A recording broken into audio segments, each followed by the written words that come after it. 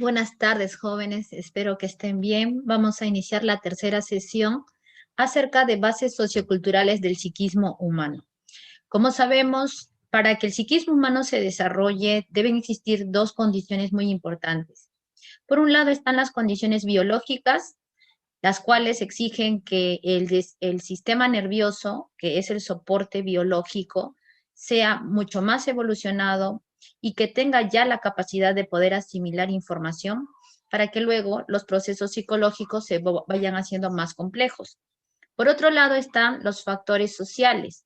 En este caso, la base del proceso de socialización es súper importante, tema que hoy vamos a ver, como usted podrá ver en pantalla.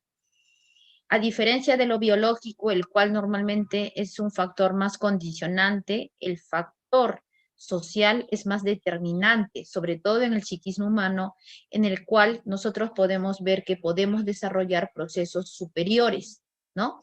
Entonces, para tener una conciencia, un psiquismo superior e incluso desarrollar nuestra personalidad, el factor sociocultural es muy importante.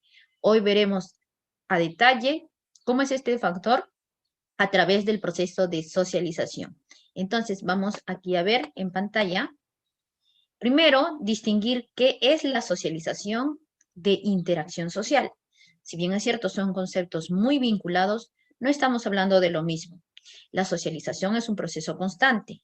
Esto quiere decir, es un proceso que iniciará cuando nacemos y va a culminar cuando dejemos de vivir, es decir, va a darse durante todo el transcurso de nuestra vida, ¿no? Nos socializamos constantemente, en un inicio con nuestra familia, después con la escuela, con nuestros vecinos, posteriormente hasta nos va a tocar tal vez socializar con otras nuevas culturas. Bien, ahora, la interacción social, si bien es cierto, es un concepto muy vinculado, no es lo mismo. La interacción social es temporal, se da en un momento dado y habla sobre la influencia recíproca entre los seres humanos, ya sea entre un grupo y una persona, entre dos personas o entre grupos. Bien, acá vemos unas imágenes que pueden explicar mejor en qué consiste el proceso de socialización. Como hemos dicho, este proceso es un proceso constante. Bien, la socialización entonces se definiría como esta asimilación de una cultura. Es la asimilación que cada uno de nosotros hace acerca de la cultura donde nos va a tocar desarrollarnos en primera instancia. Bien, que permite además la formación de la persona, permite que nosotros, seres biológicos y por tanto también seres mamíferos, vertebrados, pues vayamos adquiriendo características que nos diferencian de las otras especies, ¿no? En este caso, que forme nuestra personalidad, que genere rasgos cada vez más humanos, entre otras, ¿no? A través de este proceso, entonces, la persona se va formando y se va convirtiendo en un miembro más dentro del grupo, ¿no? Nosotros vamos a ir asimilando y luego vamos a ser capaces de transmitir a otros las informaciones sociales, ¿no? Acá, por ejemplo, vemos, mira, como una madre de familia está enseñándole a su hija un oficio que es el coser. La niña va a asimilar los contenidos que la madre le esté dando, las técnicas que van a requerirse para desempeñar esta tarea y además la importancia que la tarea va a tener para que ella luego sea, con su actividad, parte activa de la sociedad, ¿no? Muy bien. Entonces, aquí también vamos a ver al costado ya el concepto de interacción social, que como hemos dicho, más habla de la influencia recíproca entre las personas, ¿no? Esta influencia puede ser real o imaginaria. También puede ser entre grupos o entre una persona y un grupo, como es el caso de un entrenador y la capacidad de influencia que él tiene para el desempeño de sus seguidores, en este caso, ¿no? De las personas que están haciendo ejercicios, que al verse influenciadas por su entrenador, vamos a ver que a pesar de estar cansadas, tal vez van a seguir realizando actividades, ¿correcto? Entonces acá vemos, por ejemplo, un caso de interacción social. Otro lo podríamos ver en el mismo hecho de cómo el grupo es capaz de influir en cada uno de los miembros a los cuales se está conformando, ¿no? Por ejemplo, el conjunto de personas que están acá, en cierta medida van a hacer que quien esté oyendo o asistiendo estas clases de gimnasio, pues también tenga un elevado rendimiento en muchos casos.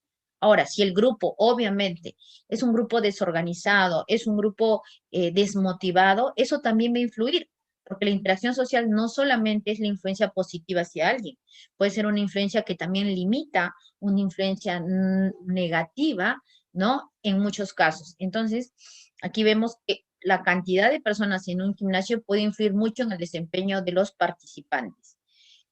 ¿Qué cantidad es la adecuada? Si son muy pocos participantes, imaginemos que un espacio como el que estamos viendo, por ejemplo, serían, no sé, menos de 10 participantes, el desempeño será menor. Si estamos hablando de más de 10 participantes, 20 participantes, el desempeño será el adecuado.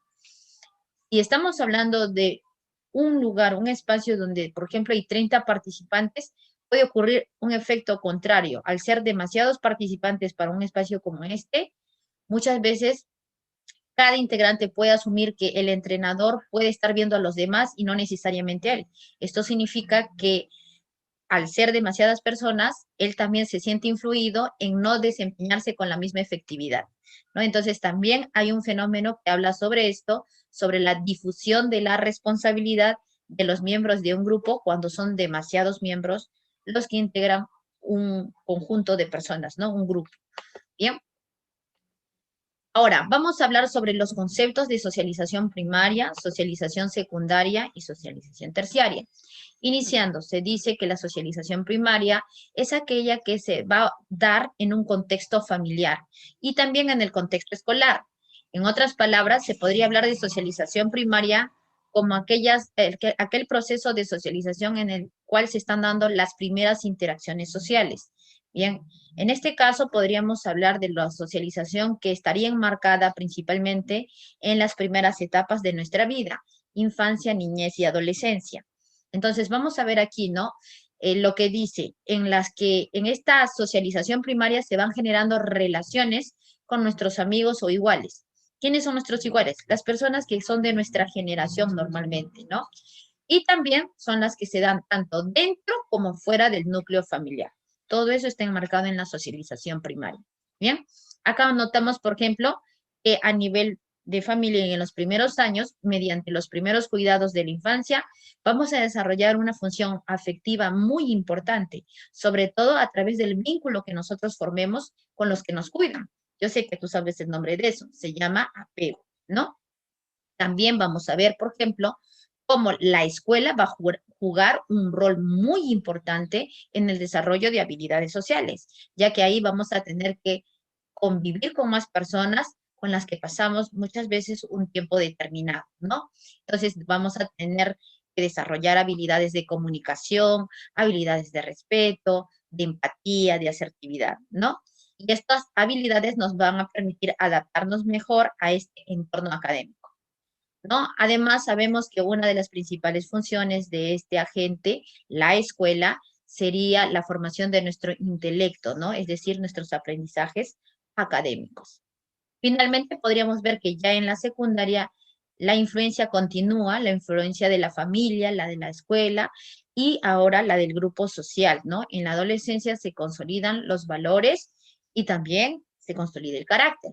Entonces, vamos a ver por acá cómo lo social, sobre todo lo social en primera instancia, está jugando un papel importante en la formación de nuestra personalidad. Se dice que el papel de la familia es tan importante por ser el primer agente, que la socialización primaria que está a cargo de la familia, a cargo de ella, normalmente conlleva la formación de la personalidad básica. Pero ahora vamos a ver lo que ocurre después de la adolescencia, porque después de la adolescencia y al salir del colegio, nosotros seguimos socializándonos, pero en nuevos espacios. En este caso hablaremos del concepto de socialización secundaria. ¿Bien? Miramos a la pantalla y podemos ver tres imágenes que involucran distintos espacios donde se puede dar la socialización secundaria. Por ejemplo, vemos acá como una señorita está haciendo sus estudios superiores, ¿no? Ya sea en una escuela, en un instituto, en un técnico.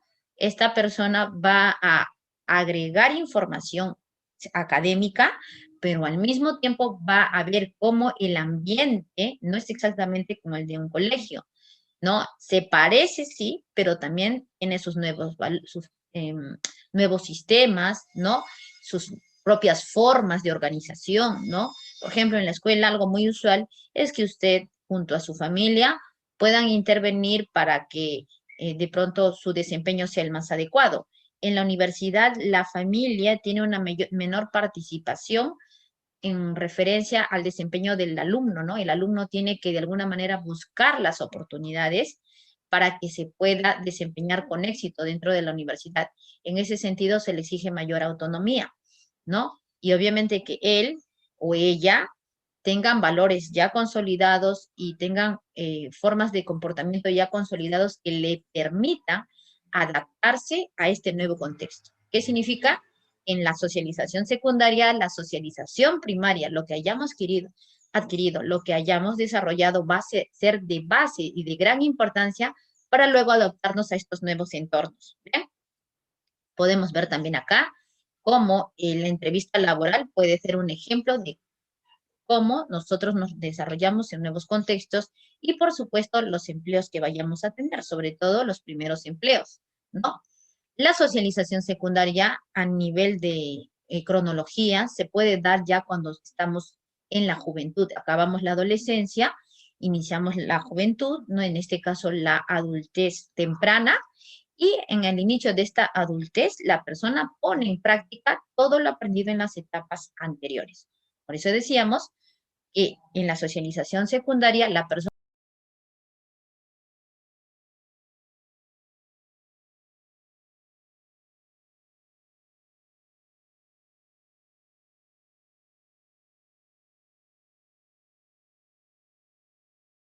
se adapta a estos nuevos sectores, a estos nuevos grupos humanos, pero tomando como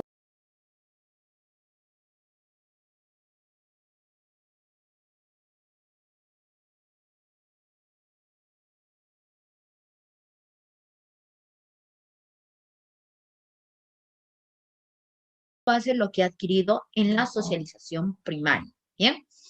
Caso distinto sería en la socialización terciaria, en la cual más bien la persona para adaptarse no va a tomar como base lo anterior, normalmente va a tener que retroalimentar, pero también en cierta parte modificar lo que en la socialización primaria y en la secundaria recibió.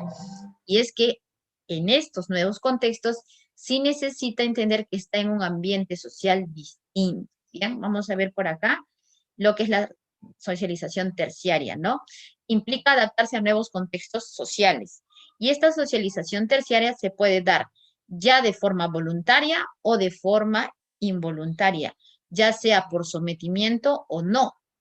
Bien, aquí podremos encontrar dos conceptos, ¿no?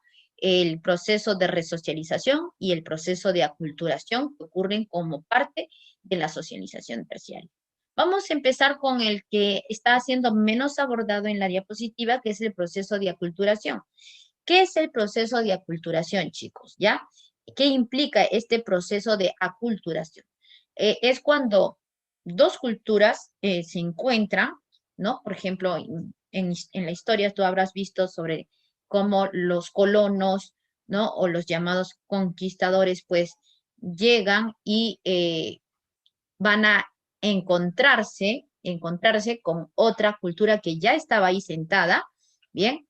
Eh, y estas culturas nativas, es decir, que nacieron en este contexto donde los colonos llegan, va a enfrentarse, ¿no? Va a tener que em, diverger, disentir de la cultura de los colonos. Entonces, cuando esto ocurre en la aculturación, una cultura se termina por imponer a la otra.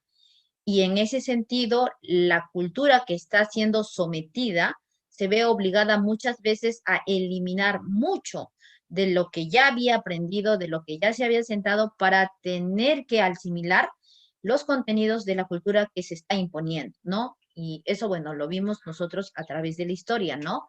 En donde, por ejemplo, ya había una religión aquí y cuando llegan los colonos con el cristianismo, pues tenían que adaptarse a esa nueva ideología. Los que no se adaptaban, muchos de ellos murieron, ¿no?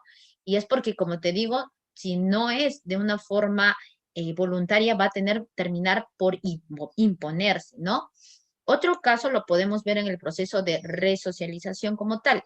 La socialización terciaria también habla mucho de este concepto de resocialización, que es cuando una persona, al entrar en nuevos espacios culturales, va a tener que anular parte también, ¿no? En este caso, va a tener que anular parte de lo asimilado en la socialización primaria y en la secundaria para poder adaptarse a estos nuevos contextos. Lo podemos ver en las personas que estaban en un estado de libertad y que luego entran a la cárcel. Al entrar a la cárcel, a un penal, estas personas van a tener que en cierta medida entender que allá las normas, los valores, los reglamentos son muy diferentes a los que estaban fuera cuando su vida era como un civil libre, ¿no? Entonces va a tener que asimilar cómo es la vida en la cárcel y eso le va a permitir adaptarse, ¿no?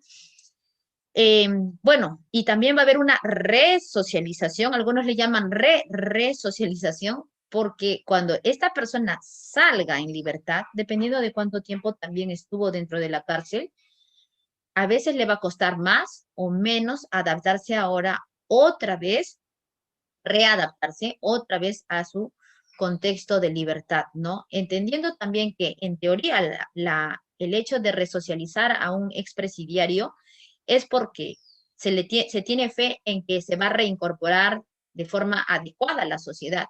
Pero no siempre se da eso, ¿no? Puede haber muchos prejuicios detrás del expresidiario que hacen y ponen más compleja la situación, lo vuelven más complejo el hecho de cómo se va a adaptar. O sea, difícilmente va a conseguir un trabajo en muchos casos, producto de de ese pasado que tiene. ¿No? No se le va a tener tal vez la misma confianza. Entonces, si cuando era libre, tal vez tenía pocas herramientas o habilidades sociales para lidiar con la frustración, con las condiciones adversas, ya siendo libre, pero en una condición de expresidiario, probablemente va a tener que poner un doble de esfuerzo si quiere readaptarse, ¿no? Entonces ese proceso de resocialización se da tanto cuando él tiene que adaptarse a la vida dentro del penal como fuera de ella y ahora en una nueva condición que antes no tenía, que es la de un ex reo o expresidiario. Bien, también lo podemos ver en el caso de las guerras, ¿no? Sabemos que la forma en cómo se vive dentro de un ambiente bélico puede cambiar la vida mucho, no solamente de los que viven en los lugares que hayan sido asaltados por enfrentamientos bélicos, sino también sobre las mismas personas que participan activamente de la guerra, como son los soldados, ¿no? O los militares en general, ¿no? Tener a cargo, por ejemplo, muchas vidas y tener que defenderlas y defender tu propia vida, a veces exige que tengas que hacer una revisión de los contenidos sociales que ya te habían estado dando, del respeto por sobre todas las cosas, del valor de la vida por sobre todas las cosas, ¿no? Porque en este caso va a ser o tu vida o la vida de otros muchas veces, ¿no? Y hasta qué punto también puedes tú defender tu vida o tal vez considerar entregarla en pro de la defensa de tu nación. O sea, aquí vamos a ver cómo también otra vez estamos enfrentando el concepto de revisar constantemente lo que antes habíamos aprendido en la socialización primaria y en la secundaria, ¿no? Y también lo podemos ver en el caso de las personas refugiadas. ¿Por qué? Porque al ser personas refugiadas, son personas que no eligieron estar en este nuevo contexto probablemente, pero al mismo tiempo son personas que van a ser empujadas a asimilar nuevos contenidos, nuevos valores, nuevas normas, nuevas ideologías y nuevos patrones de comportamiento, ¿no? Estamos viendo aquí algunos casos de socialización terciaria y bueno, también podríamos verlo en el caso en que tú decidas hacer tal vez una carrera fuera del país, ¿no? Supongamos tú ya sales de la universidad, de tu pregrado, pero el posgrado y tu carrera la quieres hacer fuera del país y asumiendo que vas a ir a un lugar donde la cultura es muy diferente a la peruana, pues vas a tener que pasar por este proceso de socialización terciaria de tipo resocializante. ¿Bien? Bien, continuamos entonces con los conceptos. Bueno, acá vamos a ver cosas que produce justamente el proceso de resocialización, situaciones que se pueden presentar durante el proceso de resocialización, y uno de ellos va a ser justamente el estrés que provoca la adaptación a una nueva cultura, ¿no? Como sabemos, la socialización terciaria es justamente eso, ¿no? Que tú te asimiles en una nueva cultura, ¿no? Te adaptes a ella. Y esto puede provocar temporal o permanentemente una situación de estrés, ¿no? Algunas de estas manifestaciones de estos tipos de estrés tienen que ver con el desarrollar, por ejemplo, cuadros de ansiedad, ¿no? Nerviosismo, no poder dormir durante las noches, no cumplir con las actividades diarias de forma cabal, no tener capacidad de concentración de forma tan adecuada, ¿no? También tiene que ver con la depresión, que en el peor de los casos va a conllevar tal vez a intentos de suicidio, ¿no? Y en otros casos va a tener que ver con la hostilidad, ¿no? Hace no mucho leía en las noticias, por ejemplo, cómo cierto grupo de extranjeros en el Perú, pues, había reaccionado de forma muy hostil, ¿no? Frente a los peruanos, justamente, ¿no? Y en muchos casos esto se puede dar ya sea porque estas personas vinieron trayendo tal vez una tendencia desde su país, pero también puede ser porque estas personas ya tenían una predisposición y aquí el trato que recibieron y hizo que se agudizara este estrés y obviamente aumentara su hostilidad, ¿no? Entonces ahí estamos viendo el caso, bueno, usted seguramente lo habrá escuchado en noticias, ¿no? De los extranjeros en el Perú, ¿no? Luego dice aquí, algunos se integran a la nueva cultura. Es innegable esto, ¿no? Negar esto nos haría caer en prejuicios, nos haría estereotipar a los extranjeros, ¿no? Sabemos que no todas las personas de un país que hoy vive en Perú, ¿no? No todas, pues, han tenido esta reacción de hostilidad, de ansiedad o depresión. Muchas de ellas se han integrado a la nueva cultura y eso no ha implicado que desdeñen su identidad cultural original, ¿no? Ellos se ven como tales, siguen siendo considerados como originarios de otra cultura, pero también han podido integrarse a la cultura peruana sin dificultades, ¿no? Y si los peruanos viajamos al extranjero, pues también se va a ver este caso, ¿no? Personas que al viajar al extranjero se mantienen en su identidad de peruanos, pero al mismo tiempo eso no impide que se integren a la nueva cultura en la cual ahora están desarrollándose, ¿no? Otro caso que vamos a observar aquí es que otros mantienen su identidad cultural y para no perderla lo que hacen es evitar el contacto con la nueva cultura. Esto puede generar bastantes limitantes en el desempeño y la adaptación, ¿no? Pero hay muchas personas que lo que hacen es simplemente interrelacionarse en lo necesario para no perder la identidad cultural, ¿no? Y para eso tratan de evitar todo contacto cercano, es decir, íntimo, con personas de la nueva cultura en la cual ahora él vive, ¿no? Bien, también vemos cómo usualmente los más jóvenes adoptan la nueva cultura como propia, ¿no? Este, normalmente cuando, por ejemplo, una familia migra a otro país, se nota que los hijos en gran medida son capaces de adaptarse muy bien a esta nueva cultura y a quienes les cuesta, normalmente es a los adultos, a los padres, por ejemplo, ¿no? Y también a los abuelos. Entonces, por eso se dice que usualmente los más jóvenes se adaptan mejor a la nueva cultura como propia, ¿no? Los marginados rechazan su nueva cultura y a la vez son rechazados por los integrantes de la nueva cultura. En el caso, por ejemplo, del Perú, recuerdo que hace varias décadas, pues hubo una gran migración de las personas que vivían en provincias a la capital y esto provocó en gran medida, en muchos casos, que los que venían de provincias fueran marginados por los capitalinos, ¿no? Hacían burlas, los comparaban con ciertos animales, hablaban mucho de ciertas características que no implicaban en realidad cosas de desventaja, pero lo hacían ver así. Entonces, eso provocaba una marginación de las personas que habían migrado a Lima y eso hizo que en muchos casos los marginados fueran rechazando poco a poco sus orígenes culturales. dejaron de hablar la lengua con la cual vinieron trayendo, aparte del castellano. Ellos también tenían pues una lengua oriunda del lugar donde venía, y muchas veces ya no hablaban para tratar de no ser marginados, trataban más bien de hablar con un tono más capitalino, tratando de negar los orígenes que tenían, ¿no? Y muchos incluso de los marginados llegaron al punto de marginar después a los que iban llegando a la capital, ¿no? Esa es una forma de manifestación también del estrés que provoca adaptarse a una nueva cultura, ¿ya?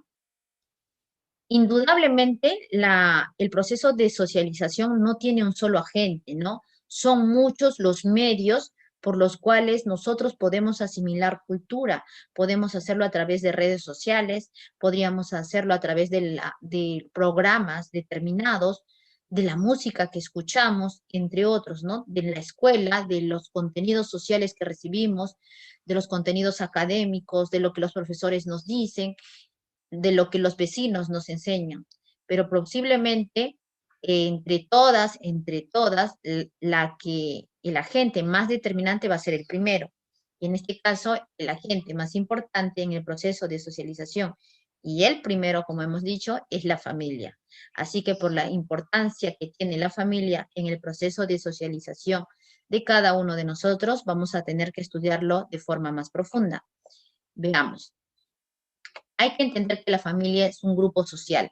¿Esto qué significa? Es un conjunto de personas que se va a unir de forma espontánea o de forma prevista, pero sí va a estar unida por vínculos, por distintos vínculos y por distintos motivos y objetivos. ¿Bien? Como grupo social se define que la familia es un sistema abierto. ¿Qué significa esto? Que los miembros de una familia pueden ir cambiando a través del tiempo. Pueden ser 3, pueden ser 4, pero también pueden ir agregándose nuevos miembros, o a través del proceso de la pérdida o duelo también pueden ir saliendo nuevos miembros. Entonces vamos a ver ahí que en ese sentido, como el número puede ir variando, la familia es un grupo social de sistema abierto entre sus integrantes. ¿Bien? Otra cosa es que hemos mencionado que los vínculos que unen a los miembros de una familia son variados. Por ejemplo, los vínculos entre los padres son vínculos de afinidad, ¿no? Entre los esposos. Bien, los vínculos entre padres e hijos son vínculos sanguíneos, igual que entre hermanos son vínculos sanguíneos. Y los vínculos tanto entre esposos, así como entre padres e hijos, son vínculos legales, ¿no? Encontramos entonces una diversidad de vínculos para hablar de miembros dentro de una misma familia. La estructura de la que goza una familia es muy variada también. Muchas veces va a depender del contexto social. Cuando veamos tipos de familia, vamos a ver que hay familias, por ejemplo, cuya estructura es básica: papá, mamá, los hijos. Pero hay otras familias que tienen una estructura más compleja: el papá, la mamá, los hijos, los cuñados, las cuñadas, los yernos, las nueras, los suegros, etcétera, ¿no? En ese sentido, las estructuras son variables también. Las funciones que la familia cumple son muchas. En este momento vamos a ver 6 funciones, de las cuales vamos a resaltar 2. La familia cumple con la función de proteger a la familia y guiarla hacia sus objetivos. ¿Bien? A los miembros de la familia y guiarlas hacia sus objetivos. ¿Bien? Entonces vamos a explorar mejor estas funciones de la familia. Una de ellas principalmente es que no hay que dejar de reconocer que sin familia no existen nuevos miembros, ¿verdad? La familia tiene la principal función de generar nuevos miembros a la sociedad, ¿no? En este caso, eso se evidencia a través de la función reproductora. Una familia se forma, nuevos miembros aparecen. Otra de las funciones tiene que ver con la función afectiva. La familia se conforma como uno de los principales soportes de nuestra vida psicológica, personal y afectiva, ¿no? Brinda apoyo emocional para que sus integrantes alcancen metas, motiva a los integrantes al alcance de metas. Hay veces a través de la exigencia, a veces a través de animarlos, pero motiva al alcance de metas, ¿no? Muy bien. Otra cosa es también el vínculo que se forma entre los cuidadores y el niño, ¿no? Como hemos dicho, eso se llama apego, ¿verdad? Bien, es importante, porque si hay un buen apego, la personalidad se va a desarrollar de manera más saludable, pero si el apego es inseguro, no va a ocurrir lo mismo, ¿no? Podemos desarrollar problemas en la personalidad, ¿bien? Otra de las funciones es la función socializadora. La función socializadora tiene que ver con cómo la familia, como agente sociocultural, es capaz de transmitir valores, de transmitir culturas, de enseñar patrones de comportamiento y de aprender reglas, ¿no? En ese sentido, la familia también juega un papel crucial porque gracias a su función socializadora nos da la facilidad de poder adaptarnos mejor al contexto sociocultural donde vamos a crecer y nos vamos a desarrollar. Finalmente, vamos a ver otras funciones de la familia que hemos mencionado, ¿no? Por ejemplo, una de ellas es que la familia provea de los recursos necesarios a sus miembros para la satisfacción de sus necesidades.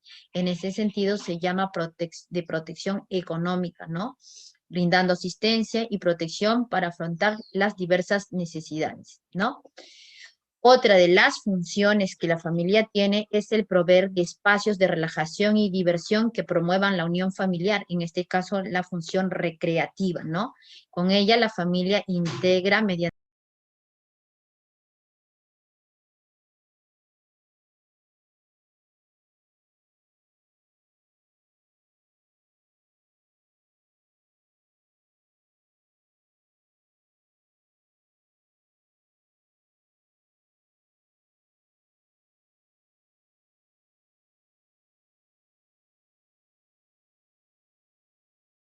el uso adecuado del tiempo, actividades de esparcimiento, ¿no?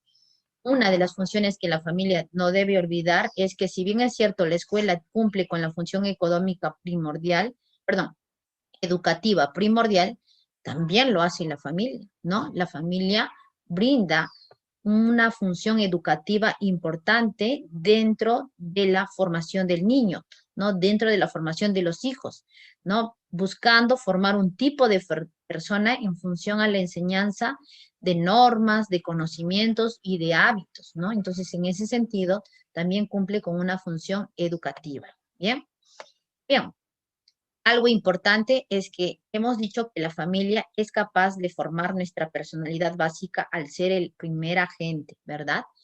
Diana Bormin hizo un estudio sobre cómo la forma en cómo los padres crían puede generar el desarrollo de determinados rasgos de la personalidad en los hijos. A esta teoría de cómo los padres crían y cómo esto influye en el desarrollo de la personalidad de los hijos se llama los estilos de crianza. En esta, los padres van a establecer límites razonables para guiar el desarrollo del comportamiento de los hijos, aunque no siempre se va a dar de este modo. En teoría, esto es un estilo de crianza. ¿Bien? Ejercen el control del comportamiento mediante un trato afectuoso, ¿no? Claro, el control del comportamiento puede darse a través de cómo tratas, cómo regulas tu afecto contra los hijos, ¿no? Y cómo manejas los límites frente a ellos. Estos de nivel de control y efecto definen cómo serán los estilos de crianza. Vamos a ver 4 estilos de crianza ahora, ¿ya?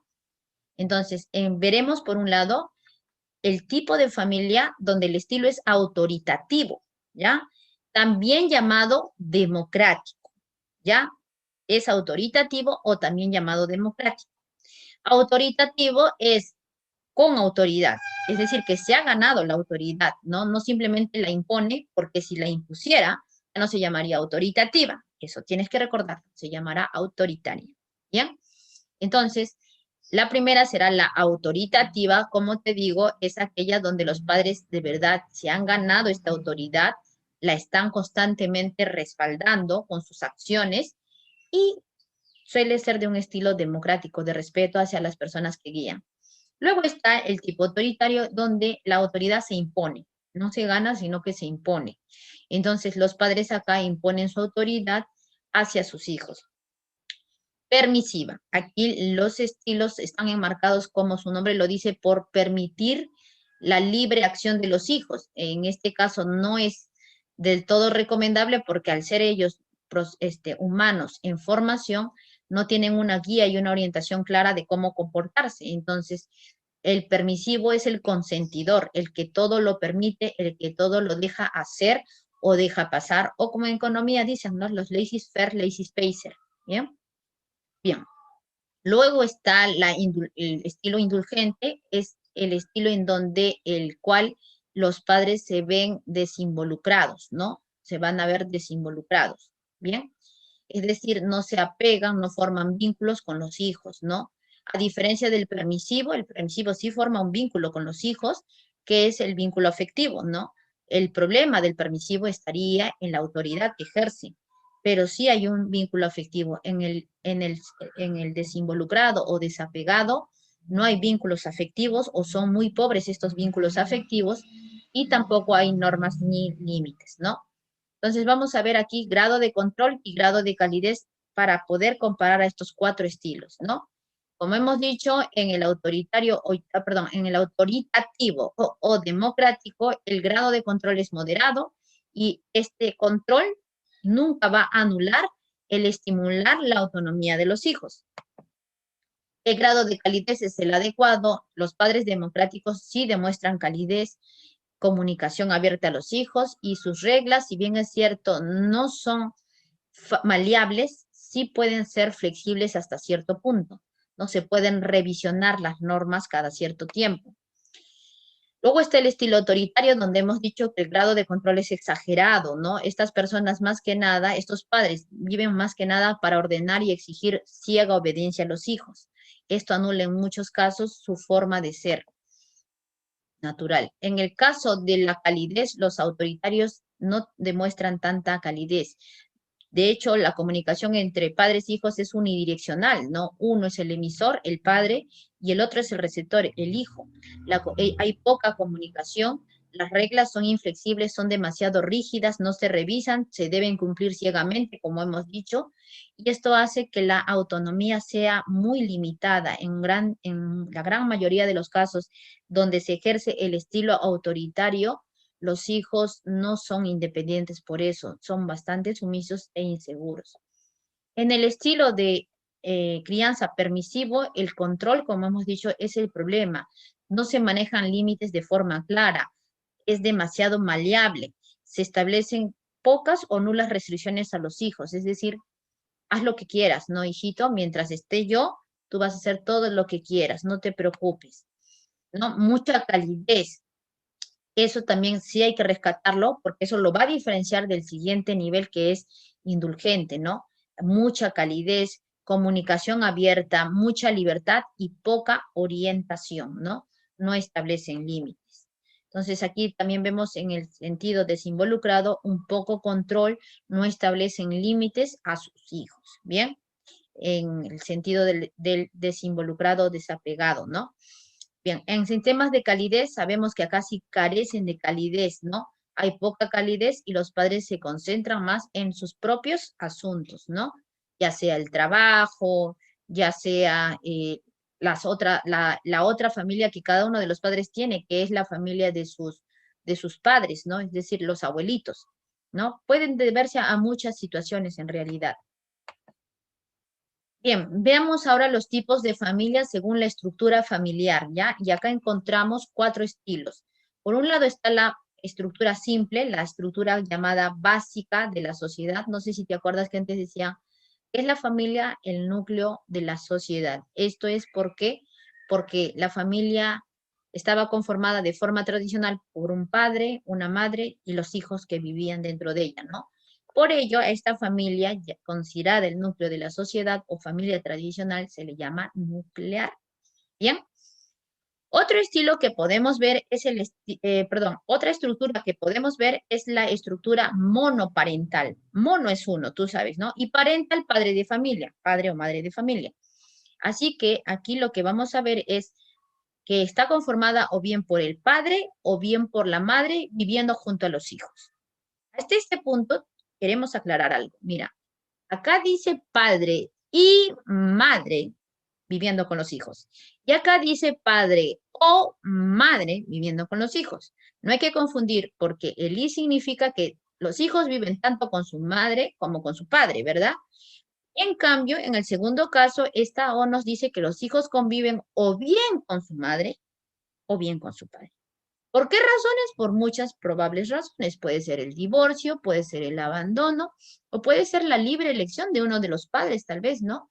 No han querido casarse, pero han querido tener hijos. Entonces, la monoparentalidad puede tener muchas razones. Algunas incluso escapan a la voluntad del sujeto, como por ejemplo la monoparentalidad por viudez o duelo. Bien, aquí vamos a ver otro tipo llamado familia fusionada, ensamblada o reconstruida.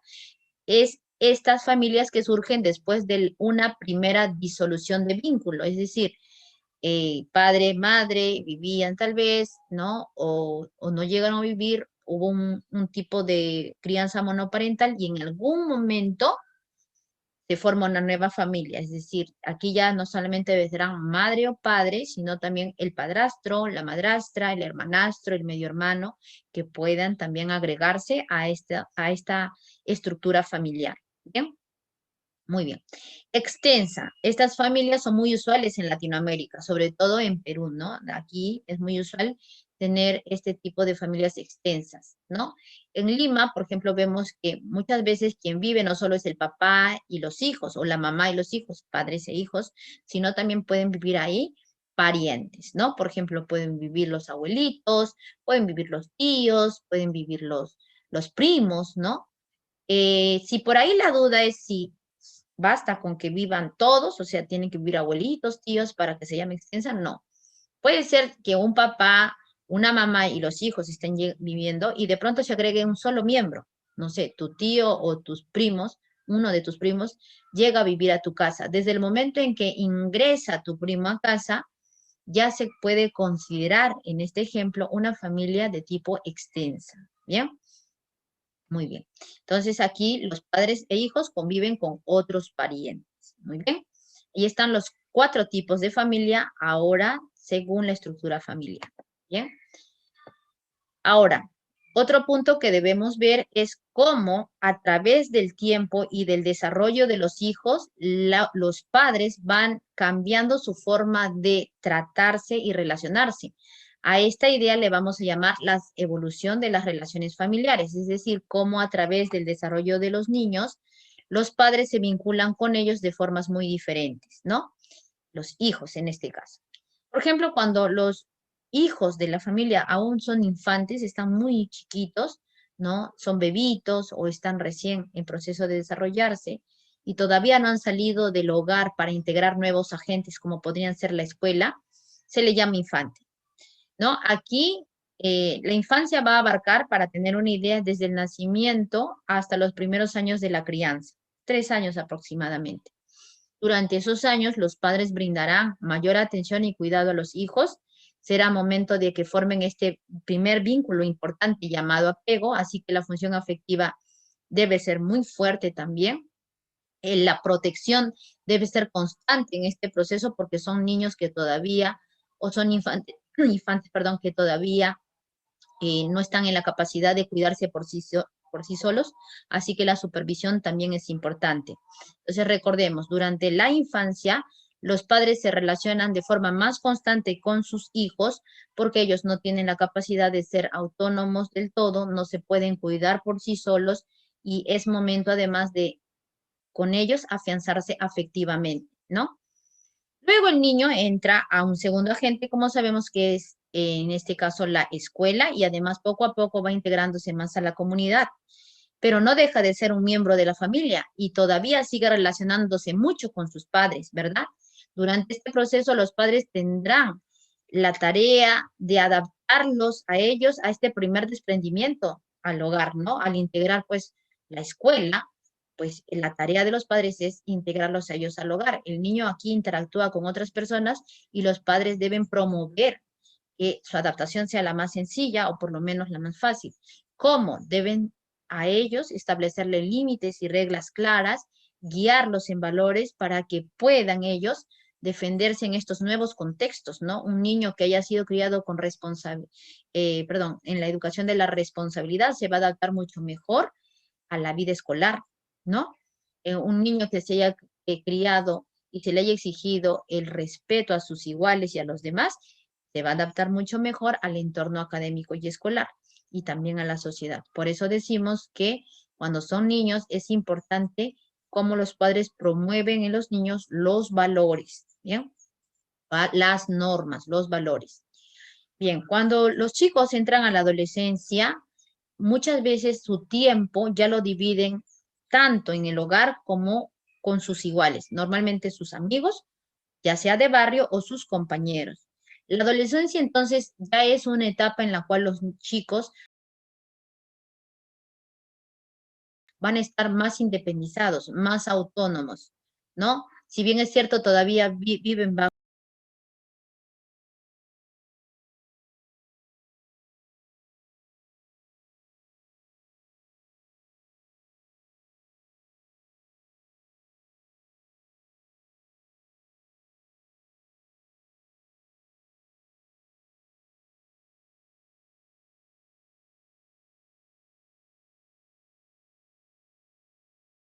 la autoridad de los padres, no es de la misma manera en como cuando eran niños o infantes.